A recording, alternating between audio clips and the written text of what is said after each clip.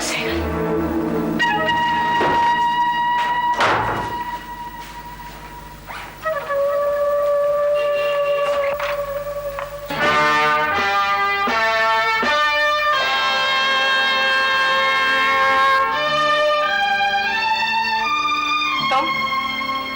तुम यहाँ क्या कर रहे हो? बस यूं ही भटकते हुए आ गया और कोई चारा भी नहीं था। देखो पोपो, मैं अच्छी तरह जानती हूँ तुम यहाँ क्यों आए हो। ऑब्वियसली तुम तारा की तरफदारी करने आए होगे, लेकिन अच्छी तरह सुन लो कि मुझे अब तुमसे कोई लेना देना नहीं है। और मैंने तुम्हें इतना हक भी नहीं दिया कि जब तुम्हारा दिल करे तो मेरे घर पर आ जाओ। अब यहाँ से फौरन जाओ ताकि मैं भी अपने घर से निकलूं। कहाँ जा रही हो देवयानी? तुम्हें इससे क्या मतलब? मतलब है देवयानी, तुमसे कुछ बात करने आया हूँ मैं। जल्दी बोलो, क्या बात है? देखो देवयानी, तारा जेल में है, उसे छुड़वाना है। I need your help. नहीं देवयानी प्लीज। हरगिज़ नहीं पोपो। तारा इस वक्त वही है जहां उसको बहुत सालों पहले से होना चाहिए था। और मेरा बस चले ना तो मैं उसको पूरी जिंदगी इस सलाखों के पीछे रखूं, ताकि वो बाहर निकलकर किसी की जिंदगी में जहर न फैला पाए। देवयानी, तारा ने किसी के साथ कोई बुरा नहीं किया, उल्टा तुमने उसकी जिंदगी में जहर फैला दिया है। अभी भी वक्त है देवयानी, वक्त है। अपने किए को संभाल लो, सुधार लो उसको, वरना कहीं बहुत देर हो जाएगी ना देवयानी, तो तुम्हें इसकी बहुत बड़ी सजा भुगतनी पड़ेगी। खबरदार पोपो, तुम्हें मेरे घर पर आके मुझे दोषी ठहराने का कोई हक नहीं है, समझे तुम? असली नागिन तारा है। तुम और तुम्हारे जैसे कई और ऐसे सपेरे हैं जो उसको पालने के लिए तैयार होंगे, लेकिन मैं ऐसा हरगिज नहीं करूंगी। तारा भी ये बात जानती है कि मैं उसे अच्छी तरह पहचानती हूँ। वो भले ही तुम्हारी बीन पर लहराती हो, लेकिन वो समझती है कि मैं उसके लहराने पर मगन नहीं होने वाली। तुम जैसे कई और लोग हैं जो उस पर बहुत यकीन करते हैं, लेकिन मैं ऐसा कभी नहीं कर सकती। नेवर। तुम्हारा बाप भी तारा पर यकीन रखता था। आइंदा मेरे बाप का नाम अपनी जुबान पे मत लाना, वरना मुझसे बुरा कोई नहीं होगा। जितना बुरा तुमने उनके जीते जी किया है ना देवयानी, उतना तो कोई उनके मरने के बाद भी नहीं करता। तुम होते कौन हो ऐसा कहने वाले कि मैंने अपने बाप के साथ बुरा किया? तुम क्या हो?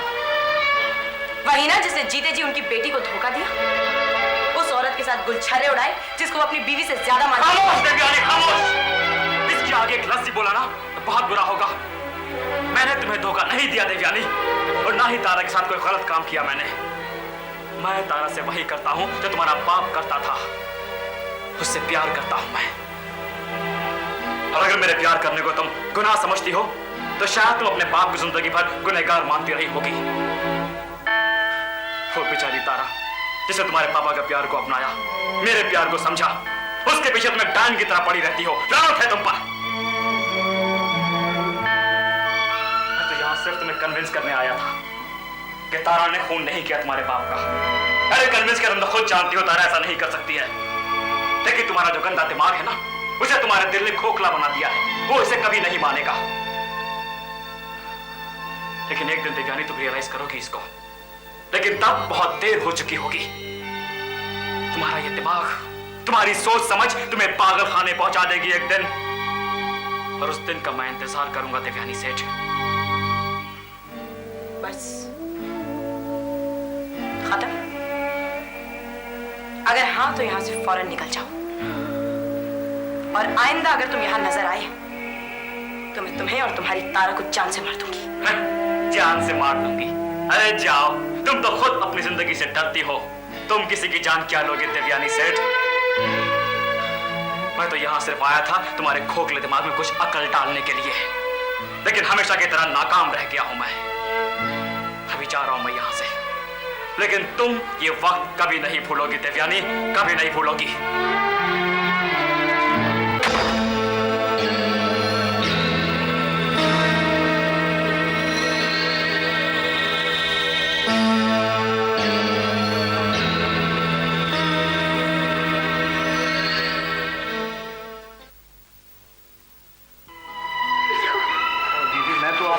बिल्कुल अकेला पड़ गया था दीदी, बट थैंक गॉड दीदी आप मुझे मिल तो गई। तुझे नहीं मालूम कितनी खुशी हो रही है तुझे देखकर। मेरी तो जान में जान तब आई जब आफ्ताब ने बताया तू जिंदा है, उसके पास है। कैसा है तू बेटा? हाँ, इतना दुबला क्यों दिख रहा है? खाता नहीं क्या? अरे दीदी मैं तो बिल्कुल ठीक हूँ, लेकिन आप दीदी, मैं तो कभी सपने में भी नहीं सोच सकता था दीदी कि मैं आपको इस हाल में जेल में देखूंगा दीदी। कोई बात नहीं, कोई बात नहीं, उसके बारे में मत सोच तू। सुन, तुझसे काम है मुझे। हाँ दीदी। आफ्ताब ने कुछ बताया नहीं तुझे? आफ्ताब ने? नहीं दीदी, वो तो मुझे कुछ भी नहीं बताता, बहुत सीक्रेटिव है वो। अच्छा, खैर सुन, दीपक सेठ के असली कातिल का पता लगाना बहुत जरूरी है। अगर वो हमें पता न चला ना तो बेचारी तारा इसी मामले में फंसी रहेगी। तारा? उफ! दीदी आप जेल में बैठकर भी तारा की चिंता करती हैं? आपको मालूम नहीं दीदी कि वो लोग आपको बर्बाद कर देंगे, तबाह कर देंगे। कैसी बातें कर रहा है तू? तुम्हारा ऐसी बात की ना जबान खींच लूंगी मैं तेरी। तुझे नहीं मालूम वीरू, आरजू और तारा की वजह से ही मैं राणा और पृथ्वी के हाथों से बचकर निकली हूँ। आप उन लोगों से बच कर रही हैं या तारा और आरजू आपकी वजह से बची हुई है? मैं बची हूँ, मैं। तुझे पता है मैं कैसे निकली थी उस गोडाउन से? आरजू ने मुझे अधमरी हालत में बारिश में अपनी पीठ पर उठा करके पता नहीं कितनी दूर खींच करके लाया है। आप क्या कह रही हैं दीदी? हाँ, जिसके बारे में तुझे मालूम नहीं उसके बारे में बोला मत कर। अगर आरजू ने मुझे बचाया ना होता तो मैं अब तक वहां पड़ी पड़ी सड़ चुकी होती, मर गई होती। एनीवे, तेरे सामने ये सब सफाई पेश करने के लिए मेरे पास वक्त नहीं है। तुझे अगर मेरा काम करना है तो बता दे, नहीं करना तो मैं किसी और को ढूंढ लूंगी। नहीं दीदी, मैं जरूर करूंगा दीदी। आई एम वेरी सॉरी दीदी। दीदी मुझे तो इन सब बातों का पता भी नहीं था। ठीक है, ठीक है वीरू, सबसे पहला काम तू जेरी के पास जा। क्या जेरी साहब? वो ही हमारी मदद कर सकते हैं। दीपक का कत्ल गोवा में हुआ था। जेरी के गोवा में बहुत अच्छे कॉन्टैक्ट्स हैं। वो ही हमारी मदद कर सकते हैं और वो ही हमें मदद करने को राजी होंगे। लेकिन दीदी इतना कुछ होने के बावजूद भी क्या जेरी सर हमारी मदद करेंगे? क्यों नहीं वीरू, जरूर करेंगे मदद हमारी। जेरी बहुत खास आदमी है, तुझसे मुझसे बहुत बड़े। उनके दिल में बहुत जगह है, बहुत उदारता है और बहुत प्यार है, खासकर तेरे लिए वीरू। तू तो उनके दिल का हिस्सा है। तू नहीं जानता वो तुझे कितना चाहते हैं। हम उनके सामने कितने छोटे पड़ जाते हैं ना दीदी।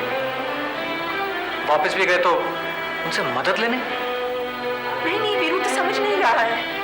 अगर हम इस वक्त भी जेरी के पास वापस लौटकर नहीं जाएंगे ना तो हम अपने आप को जितना ज्यादा छोटा समझते हैं उससे बहुत ज्यादा छोटा साबित हो जाएंगे।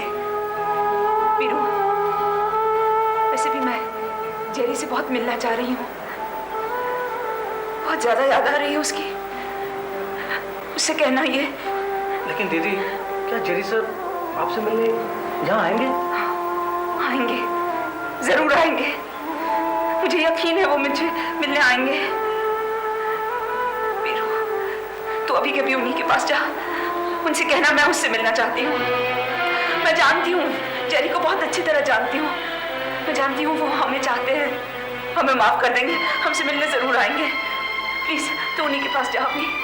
ठीक है दीदी, मैं अभी जाता हूँ। लुक आफ्टर योरसेल्फ दीदी, अपना ख्याल रखना।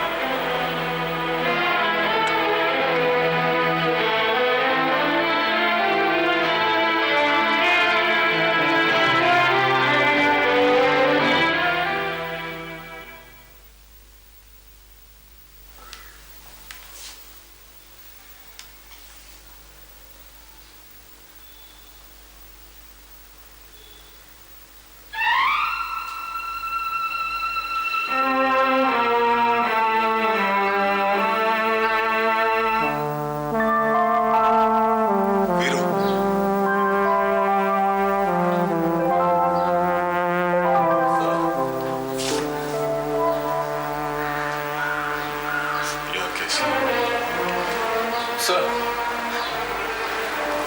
इंसान अपने घर से जितना दूर भागता है ना उतना ही उसका घर उसे वापस खींचता है सर। और फिर ये मेरे लिए घर नहीं था सर, ये तो मेरा स्कूल था। और आज भी है। सर, यहाँ की तो हर चीज से मेरी बचपन की यादें जुड़ी हुई हैं सर। आखिर कब तक मैं इस सबसे दूर रहता सर, या भुलाने की कोशिश करता? मेरा यकीन उठ चुका है, तुम पर से भी, लेकिन इसके बावजूद मुझे खुश रहना आ चुका है। मैं और क्या करूं? सर, याद है बचपन में जब मैंने गुस्से में आकर पिछली वाली कोठरी में आग लगाने की कोशिश की थी, तो आपने कहा था वीरू, जब इंसान के पास आगे कुछ कहने को नहीं होता ना, तो इसका मतलब होता है उसको बहुत कुछ कहना है, उसके दिल में बहुत कुछ है सर, और बहुत रास्ते ढूंढता है सर। ये बात बताने के बहुत रास्ते ढूंढता, लेकिन उसे कोई रास्ता नहीं मिलता सर। इसलिए वो मेरी तरह रोता है सर।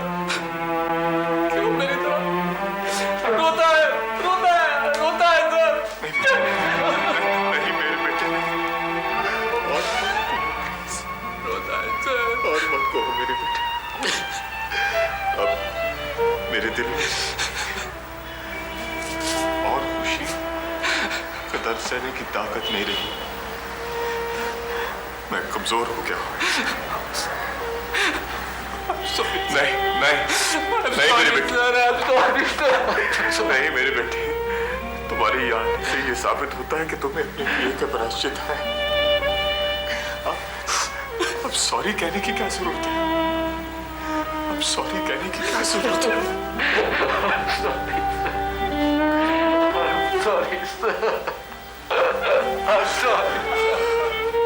नहीं मेरे वीरू, नहीं। मुझे माफ कर दो सर। उठो नहीं सर। वीरू, उठो प्लीज वीरू, अब मत रो प्लीज। नहीं सर। बस वीरू, बस बस बस बस बस वीरू, बस।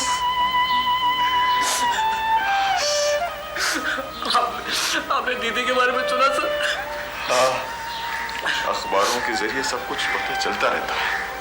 तो आपको सब कुछ मालूम था सर? हाँ वीरू, वो सब कुछ जो अखबारों में छपा था। तो आपको उनसे मिलने की इच्छा भी नहीं हुई सर?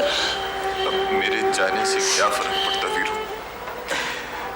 इतना वक्त तो निकल जरूर चुका है, लेकिन मैं ये कभी भूल नहीं पाया हूं कि तुम लोग मुझे छोड़कर चले गए, और आखिर तुम्ही को मेरे पास वापस आना था वीरू। दीदी ने मुझे बोला था सर आपसे मिलने के लिए। मुझे मालूम है, मुझे मालूम है।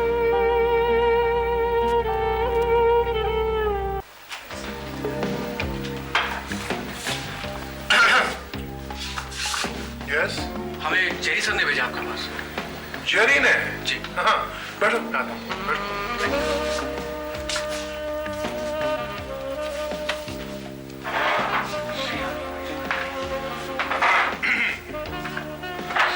बॉबी, आफ्ताब, हेलो, वीरू, कहिए मैं आप दोनों की किस तरह मदद कर सकता हूँ? दरअसल बॉबी साहब, बात यह है कि मैं जेरी सर के ऑर्फनेज में पला बड़ा। हमें एक मामले में मदद चाहिए थी, तो हम उनके पास गए, लेकिन उन्होंने ये कहकर आपके पास भेजा कि जिस मामले में हमें मदद चाहिए उस मामले से आप किसी न किसी तरह वाकिफ हैं।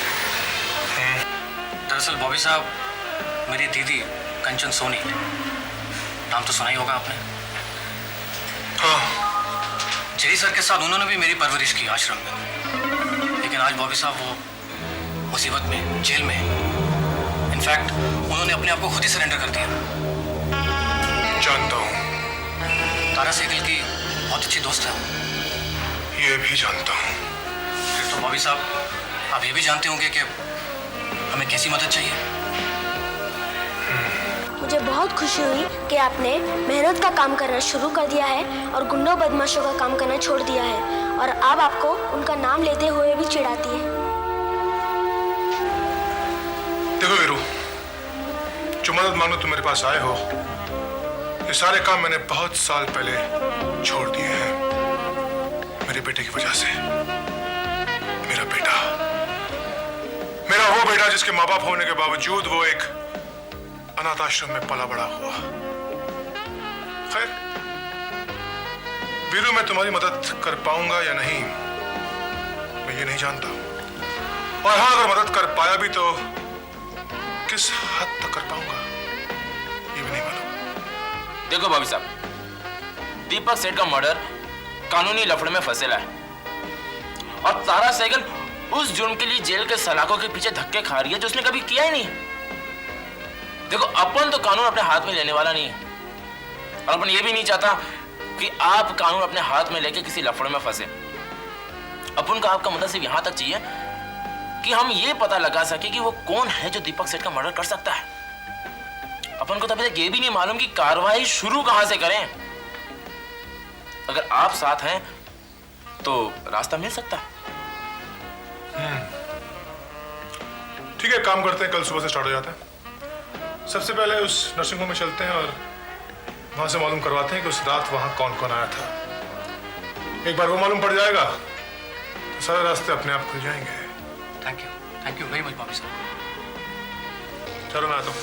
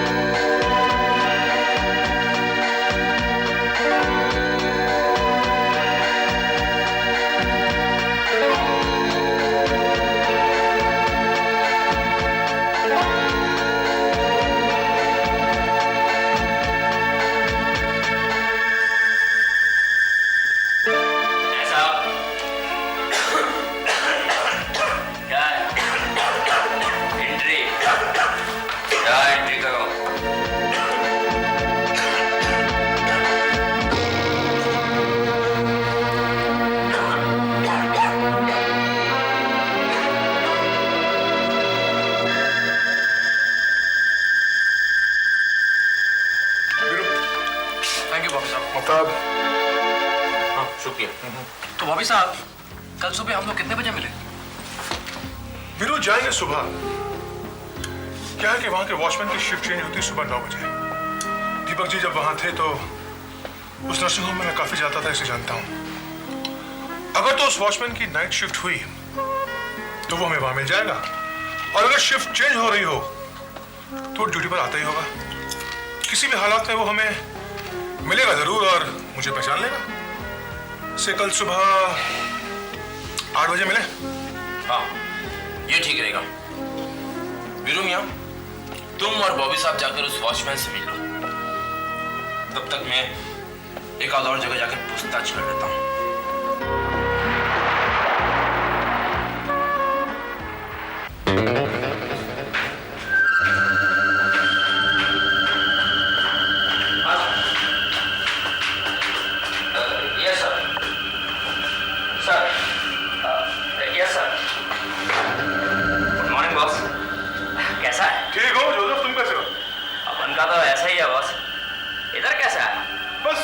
तुमसे कुछ बातचीत कर ले।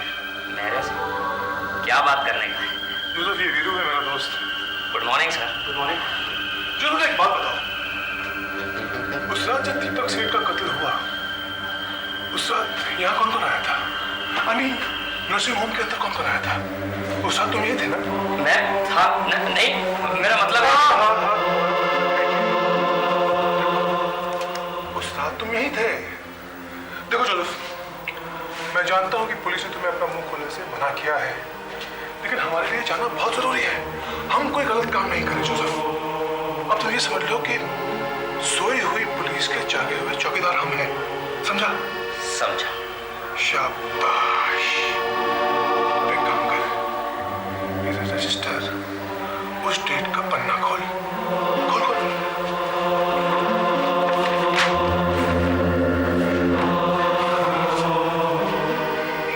अब यहां से फूट। चल चल चल चल चल चल।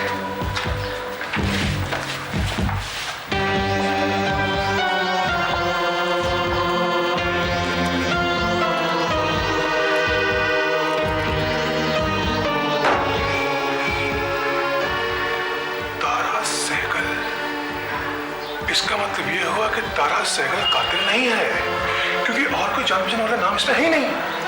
वीरू, ये भी तो हो सकता है कि जो कातिल हो वो कोई और हो, जान बूझने वाला कोई नहीं। मैं काम करूँ तो ये सारे नाम छोड़ दे। शाबाश। फिर ये लिस्ट लेके हम लोग चलते हैं रोहन और उत्तम के पास, और उससे पूछते हैं कि इनमें से कितने नाम हैं जो वो जानती है। फिर ये लिस्ट दिखाते हैं डॉक्टर साहब को और उनसे पूछते हैं कि कितने पेशेंट्स हैं और कितने पेशेंट्स के रिश्तेदार। ये जानने के बाद ही हम कुछ ट्राई कर पाएंगे। लेकिन बॉबी साहब, सबसे पहले हमें ये जानना होगा कि इन 20 नामों में से शाली नाम कौन से है?